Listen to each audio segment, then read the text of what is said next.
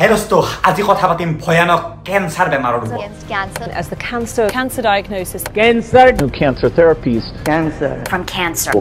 জাম বা এজনীৰ ঘৰত এই মই যি ধুনীয়া এটা ঘৰৰ ভিডিঅ' বনাইছিলো মজাক ঘৰ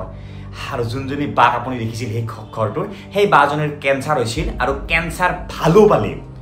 তো ফার্স্ট স্টেজ ক্যান্সার ধরা পড়িলে আর ভালো পালে তো কেনেকে তেও গম পালে যে মোর ক্যান্সার হয়েছিল আর আজির দিনত মেডিকেল সায়েন্স ইমান উন্নত যে কাবার কিডনি আনি কাবার তাতে লগাই দিয়ে কি কি নোৱাৰে ইভেন বোলে ব্ৰেইনতো কিবা চিপ লগাব পৰা হ'ব অতি শীঘ্ৰে তথাপিতো বাৰু ইমান উন্নত হোৱাৰ পিছতো বাৰু ক্যান্সাৰক আমি শেষ কৰি দিব কিয় পৰা নাই কিয় প্ৰতি বছৰে বাৰু অনলি ভাৰততে 9,16,827 জন মানুহ ক্যান্সাৰত মৰে প্ৰতি বছৰে তাকো ভাৰতত পৃথিৱীত কোৱাই নাই হেতি ইমান ভয়ানক বেমাৰ কিয় এইটো তো বলক আমি ভিডিঅ'টো আৰম্ভ কৰো আৰু বলক এতিয়া ৰুণাবাৰ ঘৰত যোৱাৰ আগতে এটা কথা বুজক আপোনালোকে আপোনাৰ এই দেহাটো মোৰ এই দেহাটো এই মাংসবিলাক কিহেৰে বনোৱা আছে বাৰু যেনেকৈ এই ঘৰটো ইটাৰে বনোৱা আছে এটা ইটাৰে তেনেকৈ আমাৰ এই দেহাটো চেল কিছুমানেৰে বনোৱা আছে মিলিয়নছ চেল আছে আমাৰ দেহাটোত আৰু এই চেলবিলাক সদায় মৰে সদায় জন্মে নতুনকৈ যেনেকৈ এই ঘৰটোতো ইটাবিলাক সদায় মৰি ফেলে নতুন ইটা জন্মি নাথাকে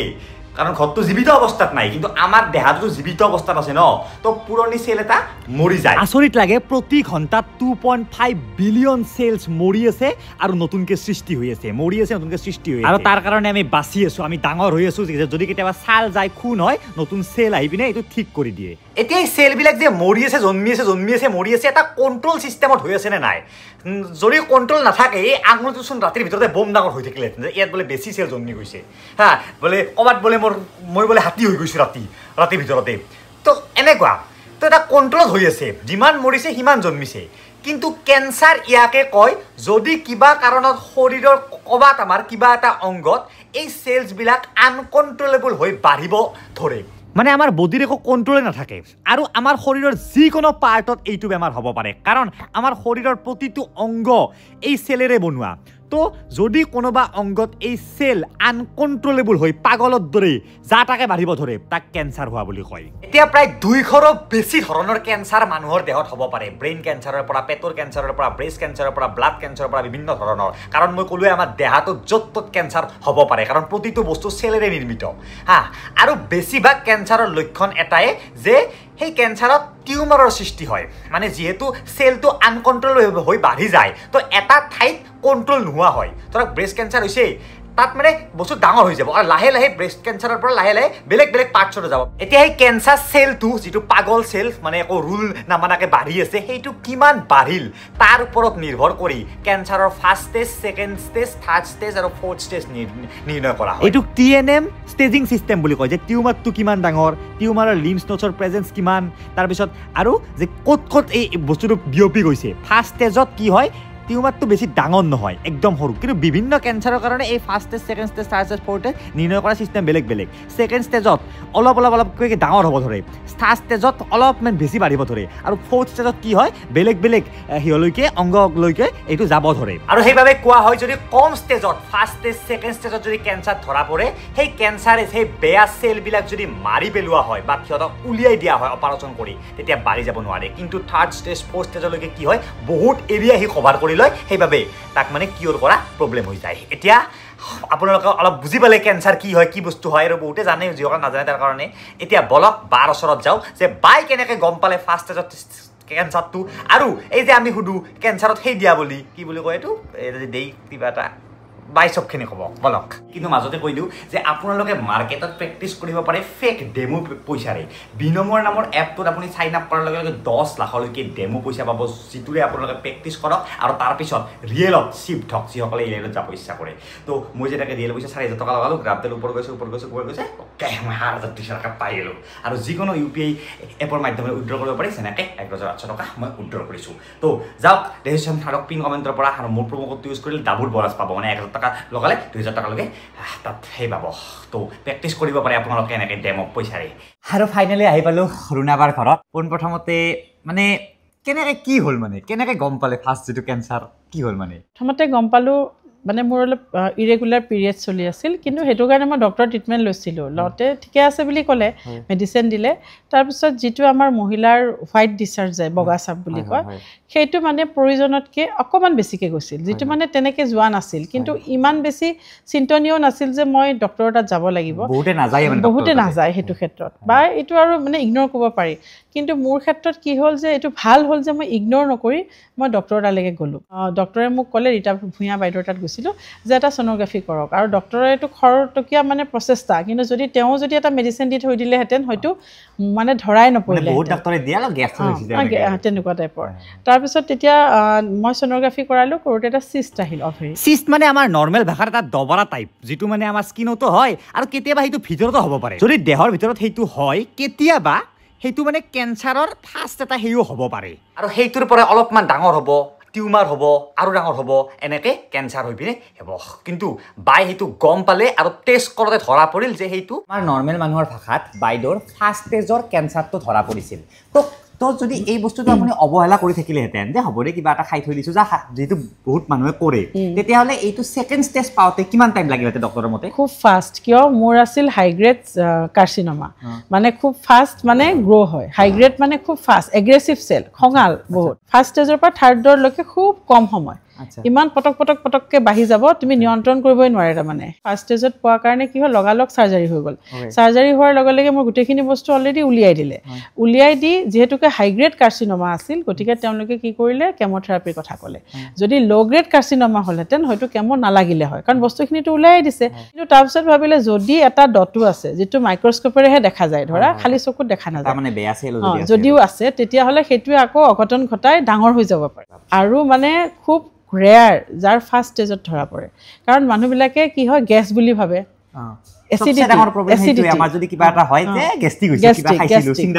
একদম আৰু মোৰ এতিয়া দেৱৰ এজনো কেঞ্চাৰ ট্ৰিটমেণ্টত আছে এইমছত তেওঁ মানে গেছ বুলি ভাবিলে 10-15 দিনতে তেওঁ যায় থাৰ্ড ষ্টেজ পালে কেঞ্চাৰ ষ্টমাক কেঞ্চাৰ 10-15 দিনত থাৰ্ড ষ্টেজ পালে ফাৰ্ষ্ট ষ্টেজৰ পৰা গতিকে সেই বস্তুটো মানে বহুত এলাৰ্ট থকাটো প্ৰয়োজন কাৰোবাৰ যদি গেছ হৈ আছে গেছ বুলি ভাবি নাথাকিব মানে এটা কথা সুধো আপোনাৰ কিবা এনেকুৱা হিষ্ট্ৰী আছে নেকি যে আপোনাৰ ঘৰৰ ফেমিলিত আগতে এনেকুৱা হৈছিল এনেকুৱা কিবা আছিল নেকি এনেতো মই জনাত নাছিল কিন্তু যেতিয়া মই কেম' লৈ আছিলোঁ কেম' লৈ থকা পিৰিয়ডত থাৰ্ড কেমত মোক ডক্টৰে ক'লে যে আপুনি ব্ৰেকা 1 আৰু ব্ৰেকা 2 বুলি দুটা টেষ্ট আছে অলপ এক্সপেন্সিভ হয় কি হয় টেষ্ট দুটা এইটো ব্লাড টেষ্টে হয় না মানে 29,000 মান পৰে টেষ্টটো তে সেইটো মানে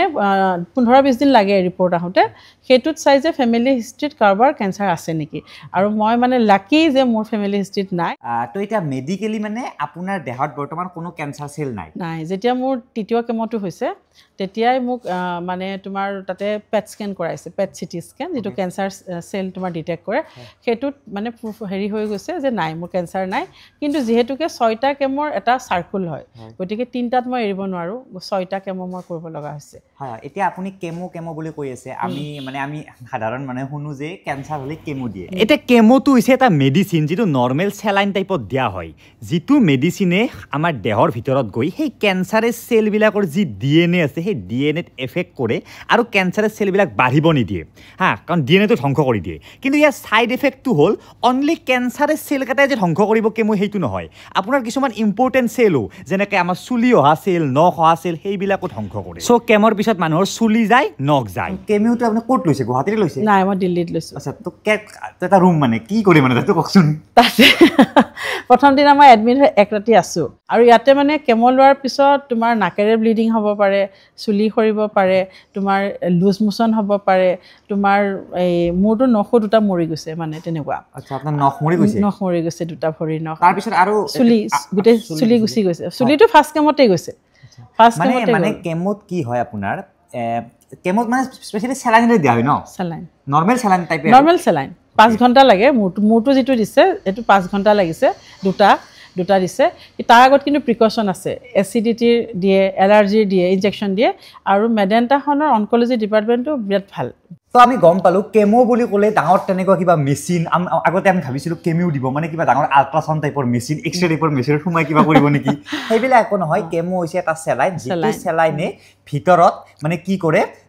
যেটো সেলে কেঞ্চাৰ মানে হেই কৰি আছে ন বেছি কৰি আছে সেই সেলটোক মাৰিব চেষ্টা কৰে তো দেহৰ যেটো ইমিউনিটি বা দেহৰ গতে বেলেন্সটোৱে গৰ্বৰ হৈ যায় আৰু তাৰ ফলত কি হয় চুলি যাব হা তাৰ পাছত নখবিলাক মৰি যাব যেনেকৈ বাৰ নখবিলাক মৰি গৈছে চুলি হৈ গৈছে কিছুমানৰ দাঁতো সৰি যায় লাহে লাহে যেতিয়া কেমৰ এফেক্টটো নোহোৱা হ'ব তেতিয়া বস্তুবিলাক আৰু আহে হা কিন্তু সেই সময়খিনিত সবচে ডাঙৰ ইম্পৰ্টেণ্ট মানসিক যিটো ষ্ট্ৰংনেছ আৰু বাৰ যিটো মানসিক ষ্ট্ৰংনেছ আছিল মোক ক'লে যে প্ৰত্যেকবাৰ বোলে কেমোৰৰ সময়ত বাই নতুন চলা পিন্ধি গৈছিল যে নতুন এটা জীৱন পাম মানে কেমোৰ পৰা মানে কেনেকুৱাকৈ আহিছিল মানে এইটো তাৰমানে মই ভাবিছোঁ কি জানা যে নিজক আগত ভাল পাব লাগিব হয়নে মই যদি নিজকে বেমাৰী বুলি পূৰা পৰি যাওঁ তে মই যুঁজিম কেনেকৈ হয়নে নহয় যুঁজিবৰ কাৰণে লাগিব মোক খোৱা ভাল লাগিব খোৱা ভাল মানে সেইটো টাইমত মই পূৰা ডায়েটটো মই চেঞ্জ কৰি দিছোঁ পূৰা ঘৰুৱা খানা আৰু মানিমুনি পাত ভেদাইলতা কেঁচা হালধি এইবোৰ মোৰ ডায়েটত আহি গ'ল শিঙি মাছ আহি গ'ল সেইবোৰ খালোঁ ব্ৰইলাৰ চইলাৰ এইবোৰ চব মানে স্কিপ কৰি দিলোঁ আৰু ABC জুচ তাৰপিছত যেতিয়া যাম কেমো ল'ব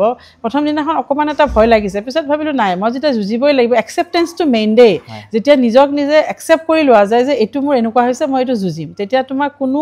শক্তিয়ে বাধা দিব নোৱাৰে সেইটো মই নিজৰ ক্ষেত্ৰত মান পাইছোঁ তাৰপিছত মই আগদিনা ফেচিয়েল কৰিছোঁ পেডিকিয়ৰ কৰিছোঁ আৰু নতুন কাপোৰ এযোৰ আনিছোঁ হা মানে ধুনীয়া কটনৰ ফ্ৰক এটা আনিছোঁ যে মই একদম নিজকে ষ্ট্ৰংলি গৈছোঁ আৰু ধুনীয়া মেকআপ কৰি গৈছোঁ যেনেকৈ মই থাকোঁ সদায় মেকআপ কৰি কেমো ল'ব গৈছোঁ আৰু মই সেইখন ফটো ছ'চিয়েল মিডিয়াত পষ্ট কৰিছোঁ পূৰা ৰঙা লিপষ্টিক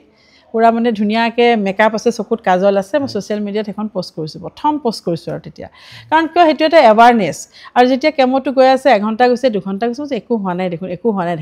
তাৰপিছত 2.5 ঘণ্টাৰ পিছত মই ৰিল বনাইছোঁ কেমোটোলৈ কেমো লৈ ৰিল বনাইছোঁ আৰু তাৰপিছত প্ৰত্যেক 6টা কেমত মই ৰিল বনাইছোঁ মানুহক জনাইছোঁ যে কেমো ল'লে কি হয় খাব পাৰি নে নোৱাৰি কেমো ল'লে টয়লেট যাব পাৰি নে নোৱাৰি গোটেইখিনি কথা মই জনাইছোঁ আৰু সেইকাৰণে ছাকচেছফুলি 6টা কেমো অকণমানো বাধা নোহোৱাকৈ মোৰ ওপৰৱালাৰ কৃপাত আৰু মানুহবিলাকৰ আশীৰ্বাদত মৰমত মানে পাৰ হৈছে আপোনাৰ মনত মানে কেতিয়াবা কিবা বেয়া ভাৱ আহিছিল নে যে মই বাচি নাথাকিব পাৰোঁ মানে সেনেকুৱা কেতিয়াবা আহিছিল নে যেতিয়া কেঞ্চাৰ ধৰা পৰিল তাৰপিছত মানে আহে ন কেঞ্চাৰ ধৰা পৰাৰ পিছত অহা নাই কেঞ্চাৰ হোৱাৰ আগত আহিছিল যেতিয়া দাদা এজন ঢুকুৱা বুলি ক'লোঁ দাদা মানে যেতিয়া বাৰ কেঞ্চাৰ ধৰা পৰা নাছিল বাৰ নিজা দাদা এজনৰ কেঞ্চাৰ মানে ধৰা পৰিব আৰু এটা সন্দেহ হৈছিল সেই ভয়তে মানুহজন হাৰ্ট এটেক কৰি মৰি থাকিল আপোনাৰ নিজা দাদা আছিল এওঁৰ দাদা হাজবেণ্ডৰ দাদা নিজা দাদা তেখেতৰ মানে ভয়তে হাৰ্ট এটেক কৰি মৰি থাকিল ভয়তে হাৰ্ট এটেক কৰিলে আৰু সেইটোৱে মানে মোৰ এতিয়া লাগে যে মোৰ যদি আগত এইবোৰ ধৰা পৰিলে হয় তেওঁ চাগে আমাৰ মাজত থাকিলে হয় তেওঁ মানে আপোনাক দেখি চাগে হিম্মত পালে হয় এটা মানে শক্তি পালে হয় যে নহয় কেঞ্চাৰ হ'লেও মানুহ জীয়াই থাকিব পাৰে কেঞ্চাৰক জয় কৰি মানুহ ওলাই আহিব পাৰে সেইটো ভাবিলেহেঁতেন আৰু সেইকাৰণে সেই টাইমটোত মই অলপ ডিপ্ৰেশ্যনত গৈছিলোঁ যে মোৰ কেঞ্চাৰটো তেতিয়া মই গমেই পোৱা নাই কাৰণ মোৰতো অতীত কেঞ্চাৰ ধৰা পৰিছে কিন্তু কেঞ্চাৰ হোৱাৰ পিছত মই সেইটো ভবা নাই কাৰণ মই ভাবিছোঁ যে মোক এইখিনি যেতিয়া অতীৰ পৰা ওলাই আনি মোক যেতিয়া ওপৰৱালাই পৃথিৱীখন দেখালে নিশ্চয় মোক বাকীখিনিও লৈ যাব আৰু গতিকে মই কাৰো অন্যায় কৰা নাই কাৰো বেয়া কৰা নাই ভাল কৰিব নোৱাৰিলে বেয়াও অন্তত কৰা নাই গতিকে সেইখিনি মোৰ আছিল যে কৰ্মফলৰ হেৰিতে হওক মোৰ বেয়া নহয় ল'ৰা ছোৱালী দুটা আছে ডাঙৰ কৰিব লাগিব সিহঁতক এটা গতি লগোৱাৰ পিছত হয়তো ওপৰলৈ মোক নিয়ক আৰু এবাৰ এটা কথা সুধো এতিয়া আপুনি যিটো ফাৰ্ষ্ট ষ্টেজ কেঞ্চাৰৰ পৰা এতিয়া সম্পূৰ্ণ ৰিকভাৰী হ'ল গোটেই ট্ৰিটমেণ্টটোত আপোনাৰ কিমানমান টকা গ'ল প্ৰায় 15 লাখ মান টকা গৈছে গোটেই ট্ৰিটমেণ্টটো আৰু সেইকাৰণে কোৱা হয় যে হেল্থ ইঞ্চুৰেঞ্চ কিমান মেইন হয় কাৰণ কাৰ লগত কি হৈ যায় একো মানে হেই নাই তো বাৰ আপোনাৰ হেল্থ ইঞ্চুৰেঞ্চ মই কৰা নাছিলোঁ কিন্তু যদি মই কৰিলোঁ হয় আজি মই এটকাও খৰচ নহ'ল হয়নে কিন্তু মই নকৰিলোঁ সেইটো এটা মানে ৰিগ্ৰেট হয় কৰা নাই কিন্তু এতিয়া মই মানে কৰিম আৰু মই ভাবিলোঁ যে এতিয়া আমাৰ ফেমিলি হেল্থ ইঞ্চুৰেঞ্চ এটা কৰি থোৱাটো খুবেই দৰকাৰ তো অহা মাহৰ 1 তাৰিখে মই মাতিছোঁ মানুহ যে হেল্থ ইঞ্চুৰেঞ্চ মেইন হয় আপুনি লাগে কিবা ক'ৰবাত কিবা যি ডিপজিট কৰে মাহে মাহে পইচা পায় সেইবিলাকে লাগে পিছত কৰক হেল্থ ইঞ্চুৰেঞ্চটো মাক হয় নহ'লে এতিয়া বাহঁতৰ ধৰক সামৰ্থ্য আছে পইচা খৰচ কৰিছে কিছুমানৰ সামৰ্থ্য নহ'ব হেল্থ ইঞ্চুৰেঞ্চে বচাব আৰু তাৰ উপৰিও যিবিলাক আয়ুষ্মান কাৰ্ড কিবা কাৰ্ড চৰকাৰে যদি কিবা এনেকুৱা কৰে চবতে সোমাই যাওক আৰু চবতে সেইবোৰ কাৰ্ড আচলতে বনাই থ'ব লাগে কাৰণ কাৰ কেতিয়া বিপদ আহে ধুমুহা আহে কোনো নাজানে হয়নে আৰু এই ক্ষেত্ৰত মানে আৰু এটা কথা ক'ম যে ফেমিলি ছাপোৰ্ট আৰু ফ্ৰেণ্ড চাৰ্কুলৰ ছাপোৰ্টটো বহুত ইম্পৰ্টেণ্ট বস্তু নিজক এষ্টাব্লিছ কৰাত নিজক পজিটিভ কৰি ৰখাত আৰু এই ক্ষেত্ৰত মই বহুত লাকি যে মোৰ বৃহৎ অপৰূপা গ্ৰুপ মোৰ ফ্ৰেণ্ড চাৰ্কুল হাজবেণ্ড মোৰ ফেমিলি ল'ৰা ছোৱালী বা তোমালোক ইমান প্ৰতিটো খোজত মোক চবেই ইমান মৰম দিছে ইমান উৎসাহ কৰিছে যে মোৰ ঘৰত মানে ডেইলি উৎসৱ মুখৰ পৰিৱেশ মই যে পেচেণ্ট আহি পেলাই যে মই আছোঁ সেইটো মই ফিলেই কৰা নাই তো এইটোৱে আছিল ভিডিঅ' আৰু শেষত এটা টিপছ বায়ো দিলে মোৰ ফালৰ পৰা মানে আমাৰ ফালে কওঁ সকলোৱে জানে যে যেনেকৈ গাড়ী এখনক বছৰত এটা ছাৰ্ভিচিং কৰে আপুনি যেনেকৈ ছাৰ্ভিচ ষ্টেচন লৈ যায় তেনেকৈ মানুহৰ শৰীৰটো এখন গাড়ীৰ দৰে ন মানে ইঞ্জিন আছে তো ইয়াকো প্ৰতি বছৰৰ এটা মাহত হওক বা সময়ৰ মূৰে মূৰে এটা হেল্থ চেকআপ কৰিব লাগে যে ক'ৰবাত কিবা প্ৰব্লেম হৈ আছে নে নাই সেইটো ধৰা পৰে আৰু সেইমতে চিকিৎসা কৰিলে বাদদৰে আপোনাৰ যদি কিবা প্ৰব্লেম থাকে ভাল হ'ব পাৰিব কিন্তু যদি বেমাৰটো চিম্পটম দেখুৱালৈকে ৰখি থাকে তেতিয়াহ'লে টকাও বেছি যাব আৰু গাড়ীখন ভাল নহ'ব আৰু বহু মানুহে মানে ভাবে যে হেল্থ চেকআপ কৰিম নে কৰিলে যদি কিবা এটা ওলাই যায় ভয় কৰে কিন্তু সেইটো ভয় কৰাতছে বস্তুটো যদি ইনিচিয়েল ষ্টেজত কিবা থাকেও তেতিয়াহ'লে সেই বস্তুটো ধৰা পৰিলে মানুহজন কিয়ৰ হ'ব কিন্তু এই দেৰিলৈকে যদি ৰখি থাকোঁতে থাৰ্ড ষ্টেজ যদি আজি মোৰ হ'লহেঁতেন মোৰতো অপাৰেশ্যন নহ'লেহেঁতেন কেমো লাগিলে হয় তাৰপিছত অপাৰেশ্যনৰ কথা আহিলে হয় গতিকে সেই এলাৰ্ট হৈ থকাটো প্ৰতিটো বস্তুতে শৰীৰে কি ইংগিত দিছে মই এটা কবিতাই লিখিছোঁ মই মাজতে দিছোঁ ছ'চিয়েল মিডিয়াত শৰীৰে কি ইংগিত দিছে ইংগিতটো যদি বুজিব পাৰে বুজিলেই মানুহ জয়ী সেইটো কথা আৰু যদি কোনোবা ৱাইফৰ কেঞ্চাৰ হৈছে হাজবেণ্ডে বহুত ছাপৰ্ট দিয়ক হাজবেণ্ডৰ কেঞ্চাৰ হৈছে ৱাইফে বহুত ছাপৰ্ট দিয়ক সেই ছাপৰ্টেই আপোনাক ধনাত্মক দিশত লৈ যায় জয়ী কৰাব